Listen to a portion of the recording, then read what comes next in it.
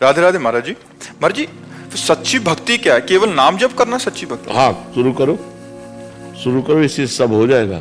सारे सद्गुण इसी से आ जाएंगे। नाम जप है अंक और सारे साधन है शून्य। अंक के बिना शून्य रखो, कोई महत्व है? और एक अंक रख दिया, एक बना दिया, अब शून्य रखा तो 10, फिर शून्य रख दिया तो 10 गुना 100, फिर शून्य रख दिया तो और बढ़ गया। शून्य रखते चले जाओ तो उसका महत्व बन गया। एक हटा लो और 10 शून्य रख लो, क्या महत्व रखे?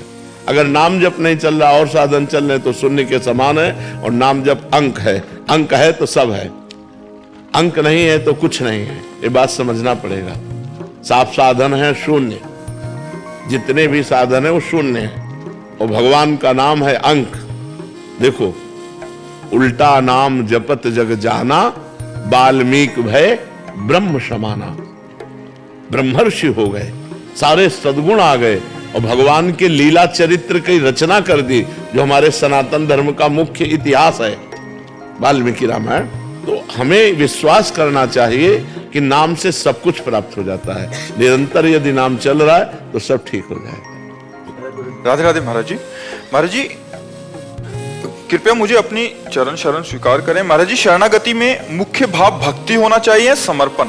समर्पण, मुख्य भाव समर्पण है। तनुवांग मनोभिर अमलई सोहम तविवाश्रिता। शरीर, मन, वाणी और स्वयं में निर्मल भाव से आपकी शरण में हो। ये समर्पण योग ही भक्ति को प्रकाशित कर देता है। समर्पण। अब भक्ति तो बहुत लोग कर रहे हैं, ध्यान दीजिए। ठाकुर जी की सेवा, आरती, पूजा, पाठ, दान, पुण्य, जो भक्ति के बाहरी लक्षण वो कर रहे हैं, लेकिन अपने को भगवान का मानकर नहीं, भगवान से कुछ लेने की इच्छा। भगवान से, भगवान हमारा एक काम हो जाए, भगवान ये हो जाए, भगवान वो हो जाए।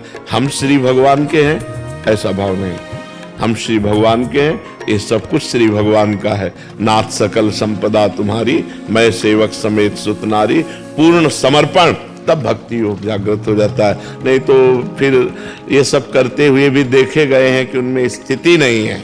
ठाकुर जी की सेवा कर रहे हैं, सब कर रहे हैं, लेकिन स्थिति नहीं। स्थिति है धन में, स्थिति है व्यसन में, स्थिति है मान प्रतिष्ठा में, ठाकुर जी में नहीं। ठाकुर जी में स्थिति होना ये भक्ति का लक्षण है।